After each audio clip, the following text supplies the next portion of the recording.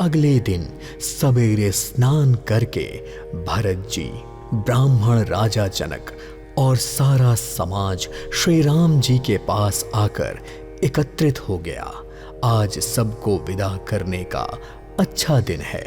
पर यह बात कहने में श्री राम जी सकुचा रहे थे। फिर श्री रामचंद्र जी ने गुरु वशिष्ठ जी, राजा जनक, भरत जी और सारी सभा की ओर देखा, किंतु फिर सकुचाकर दृष्टि फेर कर वे पृथ्वी की ओर देखने लगे। भरत जी ने श्री राम जी का रुख देखकर प्रेम पूर्वक उठकर विशेष रूप से उन्हें दंडवत किया और हाथ जोड़कर कहने लगे, हे नाथ, आपने सदा ही मेरी सभी रुचियों को समझा और मेरी सारी इच्छा पूरी की है। मेरे लिए सभी लोगों ने अनेकों प्रकार के संताप सहे हैं और आपने भी बहुत प्रकार से दुख पाया है। पर स्वामी, अब आप मुझे आज्ञा दीजिए कि मैं अयोध्या वापस जाकर 14 वर्ष तक अवध की सेवा करूं। पर हे दीनदयाल, यह दास जिस उपाय से आपके चरणों के दर्शन कर सके, हे कौशलाधीश, हे कृपालु, इस अवधि को पूरा करने के लिए आप मुझे वह शिक्षा दीजिए। और फिर श्री राम जी ने भरत जी के दीन और छल हित वचन सुनकर अवसर के अनुकूल वचन बोले, हे तात, तुम्हारी, मेरी, परिवार की, घर की और वन की सारी चिंता गुरु वशिष्ठ जी और महाराज जनक के हाथों में है। हमारे सर पर गुरु वशिष्ठ जी और मुनि विश्वामित्र जी और मिथिला नरेश जनक जी का आशीर्वाद है। तब हमें और तुम्हें स्वप्न में भी किसी प्रकार का क्लेश नहीं होना चाहिए। मेरा और तुम्हारा तो परम पुरुषार्थ इसी में है कि हम दोनों भाई पिता की आज्ञा का पालन करें, क्योंकि राजा के व्रत की रक्षा से ही लोक और वेद दोनों में ही हमारा भला है। गुरु, पिता, माता और स्वामी की शिक्षा का पालन करने से, कुमार्ग पर भी चलने से पैर गड्ढे में नहीं पड़ता। ऐसा विचार कर सारी सोच छोड़ दो और अवध जाकर 14 वर्ष की अवधि तक अपने धर्म का पालन करो। तुम तो बस मुनि वशिष्ठ जी, माताओं और मंत्रियों की शिक्षा मानकर उसी के अनुसार पृथ्वी, प्रजा और राजधानी की रक्षा भर करते रहना। और फिर श्री राम ने भरत जी को बहुत प्रकार से समझाया, परंतु कोई अवलंबन पाए बिना भरत जी के मन में संतोष हुआ ही नहीं।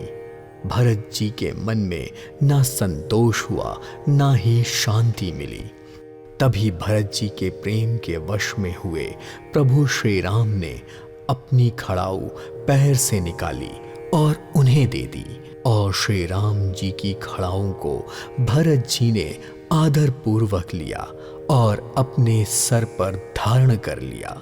करुणा निधान श्री रामचंद्र जी के यह दोनों खड़ाऊ प्रजा के प्राणों की रक्षा के लिए 2 पहरेदार जैसे हैं। जीव के साधन के लिए राम नाम के 2 अक्षर के समान हैं। यह खड़ाऊ रघुकुल की रक्षा के लिए 2 किवाड़ है। कुशल मार्ग के कारण के लिए, कुशल कर्म करने के लिए 2 हाथ की तरह सहायक हैं, और सेवा रूपी श्रेष्ठ धर्म को सुझाने के लिए 2 निर्मल नेत्र हैं। इस अवलंब के मिल जाने से भरत जी परम आनंदित हुए। उन्हें ऐसा सुख हुआ जैसे सीताराम जी के साथ रहने से होता है।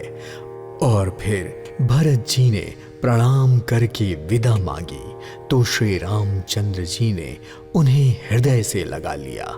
इधर कुटिल इंद्र ने मौका पाकर लोगों के मन पर फिर उच्चाटन कर दिया, पर उसकी यह कुचाल भी सबके जीवन के लिए संजीवनी ही सिद्ध हुई। यदि यह उच्चाटन न होता तो लक्ष्मण जी, सीता जी और श्री रामचंद्र जी के वियोग से सारे लोग घबराकर मर ही जाते। पर श्री राम जी की कृपा ने सारी उलझन सुधार दी। देवताओं की सेना जो लूटने आई थी वही हितकारी और रक्षक बन गई। श्री राम जी अपनी भुजाओं में भरकर भाई भरत से मिल रहे थे।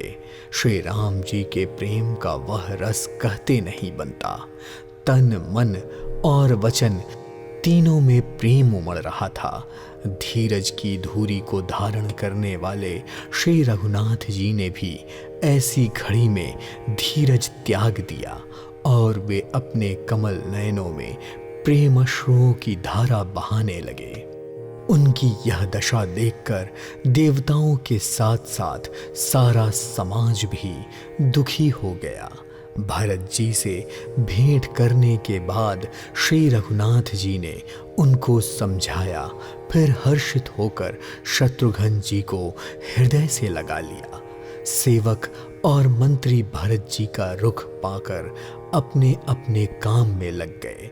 यह सुनकर दोनों समाजों में दुख छा गया और वे चलने की तैयारी करने लगे।